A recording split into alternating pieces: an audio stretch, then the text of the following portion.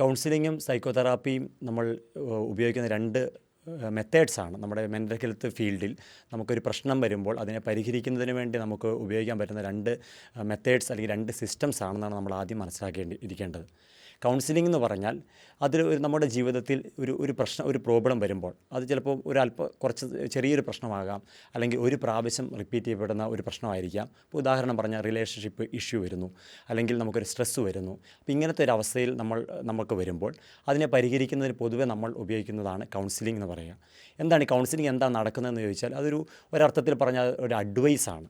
അല്ലെങ്കിൽ നമ്മുടെ മുമ്പിൽ വന്നിരിക്കുന്ന ക്ലയൻറ്റ് ഒരു രീതിയിലാണ് അതിനെ ചിന്തിക്കുന്നത്.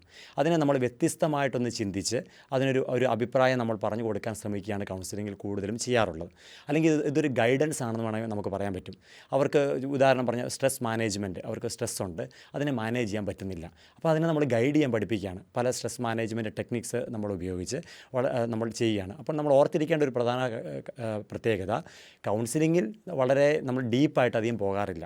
അവർക്കൊരു പ്രോബ്ലം അവരുടെ ജീവിതത്തിൽ വന്നിട്ടുണ്ട്. ആ പ്രോബ്ലത്തെ നമ്മൾ ഏറ്റവും സിമ്പിളായിട്ടുള്ള രീതിയിൽ നമ്മൾ സോൾവ് ചെയ്യാൻ പരിശ്രമിക്കുന്നു എന്നുള്ളതാണ് നമ്മൾ ഓർത്തിരിക്കേണ്ടത്.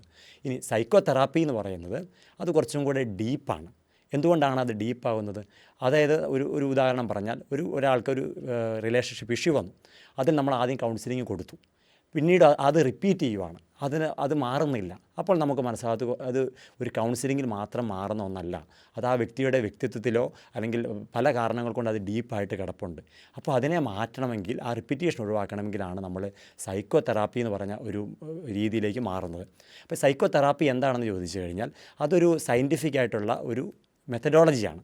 എന്ന് പറഞ്ഞാൽ ഒരു പ്രത്യേക കാര്യത്തിന് വേണ്ടി, അല്ലെങ്കിൽ പ്രത്യേക ഡിസോർഡറിന് വേണ്ടി, അല്ലെങ്കിൽ ഒരു പ്രോബ്ലത്തിന് വേണ്ടി അതിനെ എങ്ങനെ പരിഹരിക്കാമെന്നുള്ളത് സയൻറ്റിഫിക്കായിട്ട് അവർ മുമ്പോട്ട് വെച്ചേക്കുന്ന ഒരു രീതിയാണ്. അപ്പോൾ അതിന് എങ്ങനെ ഇത് വർക്ക് ചെയ്യുന്നെന്ന് പലർക്കും ഒരു ആശങ്കയുണ്ട്. ഇതെങ്ങനെയാണ് സൈക്കോതെറാപ്പി വർക്ക് ചെയ്യുന്നത്? അതിന് ഒരു ഗൈഡ് അല്ലെങ്കിൽ മൊഡ്യൂൾ തന്നെയുണ്ട്. ഓരോ തെറാപ്പിക്കും മൊഡ്യൂളുണ്ട്. അപ്പോൾ അതിന് കുറേ ആക്ടിവിറ്റീസ് ഉണ്ട്, ഹോം വർക്ക്സ് ഉണ്ട്, കുറേ ബിഹേവിയേഴ്സ് ഉണ്ട്. അപ്പോൾ അത് നമ്മൾ കൃത്യമായിട്ട് ക്ലയൻറ്റിന് പറഞ്ഞു കൊടുക്കുകയും അത് അവരെ കൊണ്ട് ചെയ്യിപ്പിക്കുകയും ചെയ്യുകയാണെങ്കിൽ ചെയ്തു കഴിഞ്ഞാൽ ഓട്ടോമാറ്റിക്കായിട്ട് അതിനൊരു റിസൾട്ട് ലഭിക്കും എന്നുള്ളതാണ്.